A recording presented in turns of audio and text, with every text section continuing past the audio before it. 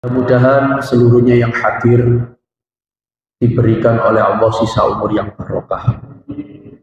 Mudah-mudahan rezeki yang kita terima hari ini sampai nanti rezekinya anak-anak kita, rezekinya cucu-cucu kita, rezekinya zuriyah kita ila akhir zuriyatin, mudah-mudahan semuanya dijadikan oleh Allah sebagai rezeki yang barokah.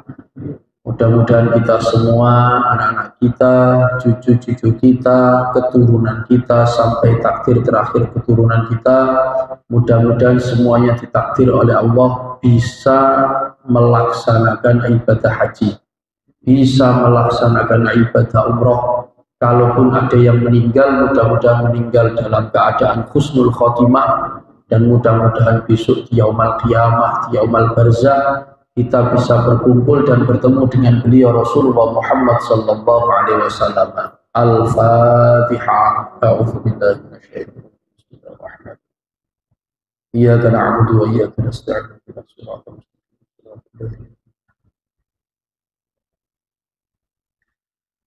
Bismillahirrahmanirrahim. Alhamdulillahi rabbil alamin, wassalatu wassalamu ala asyrafil anbiya'i wal mursalin Sayyidina wa maulana Muhammadin wa ala alihi wa ashabihi ajma'in. Allahumma salli ala nuril anwari wa siril asrar wa tiryakil aghyar wa miftahi babil yasar Sayyidina wa maulana Muhammadin al-mukhtar wa alihi al-adhhar wa ashabil aghyar adada ni'amillahi wa ifdali amma ba'd. Para bapak, para ibu yang dimuliakan oleh Allah, mudah-mudahan ngaji kita ini senantiasa diiringi dengan hidayahnya Allah. Mudah-mudahan menjadikan tambahnya ilmu yang manfaat, tambahnya ilmu yang barokah. Mudah-mudahan dengan ngaji kita ini kita diberikan oleh Allah semakin tahu tentang tata cara mendekatkan diri kepada Allah, dan semakin tahu tentang tata cara beribadah kepada Allah. Mudah-mudahan seluruh rangkaian ibadah kita, mulai kita balik sampai saat ini, semuanya diterima oleh Allah Subhanahu wa Ta'ala. Amin. Allahumma. Para bapak, para ibu yang dimuliakan oleh Allah, perkara yang dihisab pertama kali adalah sholat. Kalau sholat kita itu tidak sah secara syariat, maka sholat kita tidak akan diterima oleh Allah. Kemarin sudah saya terangkan tentang tata cara takbiratul ihram. Ini global, saya terangkan global, tidak semuanya tentang kaifiyah sholat atau perkara-perkara yang membatalkan sholat secara detail, betul. Cuman yang kita laksanakan, kebanyakan takbiratul ihram itu ada yang masih salah. Kemarin sudah terangkan ada 17 tata cara untuk takbiratul ihram, dan itu bukan gerakannya, tapi dalam pelafatannya. Kalau cara melafatkan salah, maka takbiratul ihram kita itu salah. Dan kalau salah tidak memenuhi syariat, dan sholat kita menjadi batal. Ada tambahan sedikit, yaitu tentang wasyartulaha aidan faqdis sharifi. Tambahan ini, ketika seseorang itu takbiratul ihram, tidak ada istilahnya itu insorif. Insorif itu merubah ketika takbiratul ihram itu disertakan dengan takbiratul intiqal. Takbir itu ada dua. Ada takbiratul ihram, ada takbiratul intiqal. Takbiratul ihram itu yang pertama kali panjenengan takbir untuk memulai sholat, itu namanya takbiratul ihram. Kemudian panjenengan takbir untuk rukuk, Allahu Akbar, ini namanya takbir intiqal. Sami Allahu liman hamidah, kemudian takbir untuk sujud Allahu Akbar, ini namanya takbir intiqal, takbir perubahan untuk gerakan sholat. Takbir intermittent dua, satu takbiratul ihram, yang kedua takbir intiqal. Takbiratul ihram itu untuk memulai awal sholat. Kalau takbir intiqal untuk merubah tiap gerakan sholat. Nah. Adanya insorif, fa'idha kabbaro al-masbuk, ketika ada makmum yang terlambat. Nah ini jenenge makmum apa niki? Makmum masbuk. Makmum itu ada dua. Ada makmum yang masbuk, sama-sama terlambatnya. Ada yang masbuk, ada yang muafiq. Kalau makmum masbuk itu tidak menangi bacaan Fatihahnya imam, itu namanya masbuk. Kalau makmum muafiq itu makmum yang tidak menangi takbiratul ihram imam, tapi menangi bacaan Fatihah.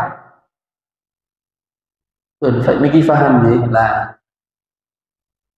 ketika makmum masbuk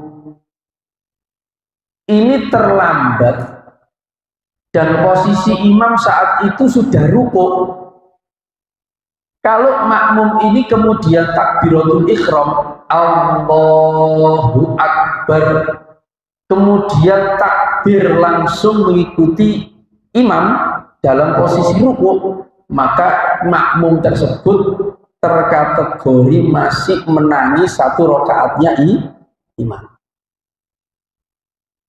Pun sampai ini paham ya? Tapi kalau imam sudah sami Allahu liman hamidah, kemudian ada makmum masbuk takbir Allahu Akbar, berarti dia tidak mendapatkan satu rakaat. Rakaat yang tertinggal tadi, tidak tahu imam dapat 2 rakaat, 3 rakaat, atau pokok itu yang menjadi ukuran ketika seorang imam itu posisinya rukuk. Ketika takbiratul ihram itu niatnya takbiratul ihram plus intiqal. Jadi 2. Contoh, enten tiang wudu, terus ketika imamnya sudah baca surat kulhu, Allahu Akbar, imamnya posisi rukuk, makmum masbuk tadi ini langsung Allahu Akbar, langsung rukuk tanpa takbir intiqal. Itu termasuk dasar. Paham ya? Karena takbiratul ihram atau takbiratul intiqal ini bisa dipertanyakan. Sampai mau itu takbir apa? Takbiratul ihram. Nah, takbiratul ihram itu berbeda dengan takbiratul intiqal. Sampai ini paham ya?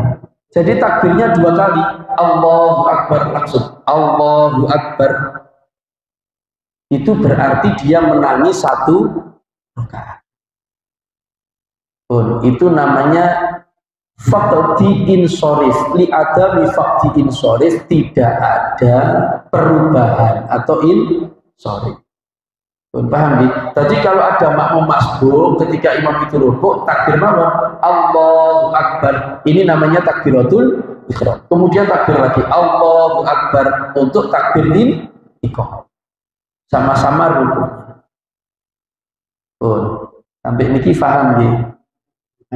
Bagaimana kalau seorang imam itu posisinya rukuk, kita takbiratul ihram Allahu Akbar, imamnya sami Allahu liman hamidah, panjenengan tetap rukuk mawon karena takbiratul ihram panjenengan sudah termasuk 1 rakaatnya imam. Niki paham ya? Paham ya? Bukan berarti imamnya yang tidak nutut itu ketika imam sami Allahu liman hamidah panjenengan takbiratul ihram. Itu tidak termasuk bagian dari rakaat. Tapi kalau panjenengan sudah Allahu Akbar, kemudian langsung sekiranya itu bisa langsung rukuk, kok imamnya ternyata iktidal dulu, panjenengan rukuk. Kalau panjenengan tidak pakai rukuk, tidak sah. Itu sama dengan meninggalkan satu rukuk. Sampai mereka paham ya tentang takbiratul ihram, takbiratul intiqal. Takbirnya makmum masbuk. Makmum tadi ada berapa? Ada dua. Satu makmum masbuk, yang kedua makmum muafiq. Yang makmum masbuk itu makmum yang tertinggal apanya imam? Bacaan Fatihah. Yang makmum muafiq tadi tertinggal nopo? Takbiratul ihramnya itu ada fadilahnya. Takbir yang menyertai jatuh mualah ya. Allahu Akbar, imamnya Allahu Akbar, kemudian panjenengan Allahu Akbar. Itu ada fadilah di situ. Yang berikutnya, takbir ini tidak sah ketika seorang makmum mendahului takbirnya imam. Imam dereng takbir, panjenengan takbir. Imamnya masih tapi panjenengan Allahu Akbar. Imamnya belum bar, panjenengan sudah bar. Ini termasuk tidak sah. Nah, ini yang dinamakan takbiratul ihram yang membatalkan sholat. Tentang takbiratul ihram ada beberapa fadilah, tapi ini cuma satu saja. Wa yusannu raf'ul yadaini fi arba'ati mawadhi. Ini tentang kesunahan ngangkat tangan pada posisi sholat ada 4 tempat, tapi mboten usah kula bahas. Wakila takbiratul ihram itu wa nutqul insani al-mutaharrim anhu wa amila al-arkan. Wakila al-isyarah ila tarhima siwahu ta'ala wal aqallu kulliyatihi ala salatihi wa qila al isyaratu ila raf'il hijab bainal abdi wa bainar rabbi. Satu, mengangkat tangan ketika takbiratul ihram itu adalah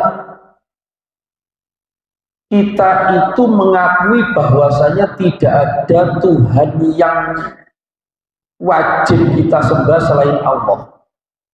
Ketika angkat tangan ini, Allahu Akbar, itu panjenengan sudah niat tidak ada zat yang wajib disembah kecuali Allah. Satu. Yang kedua, al-isyarah ila raf'il hijabi bainal abdi wa bainar rabbi. Yang kedua, mengangkat tangan ketika takbiratul ihram itu sebagai isyarah, membuka hijab antara seorang hamba dengan Allah. Kita ada penghalang. Ketika takbiratul ihram itu penghalang itu kita angkat, kita buka. Makanya sholat itu omong-omongan seorang hamba dengan Allah. Caranya bagaimana? Buka hijabnya. Bagaimana cara membuka hijab antara seorang hamba dengan Allah? Angkat tanganmu ketika takbiratul ihram. Allahu Akbar. Biasa saja Allahu Akbar. Mboten usah dibayangno mriki enten selambune Allah. Mboten usah begini. Kenapa kok begini? Ini buka hijab. Hijab itu selambung. Bukan, biasa saja Allahu Akbar. Berarti hijab antara panjenengan dengan Allah terbuka. Loh, kalau sudah seperti itu, makanya as-sholatu mi'rajul mu'min.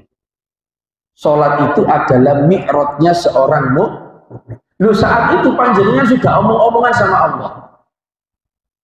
Makanya membaca iftitah, Allahu Akbar katsira walhamdulillahi katsira wa subhanallahi bukratan. Ketika kita sholat tidak boleh membayangkan Allah di depan kita, nanti terkena tauhid mujassimah nanti. Menyamakan Allah, biasa mawon. Biar hati yang berbicara, biar hati yang berhadapan dengan Allah.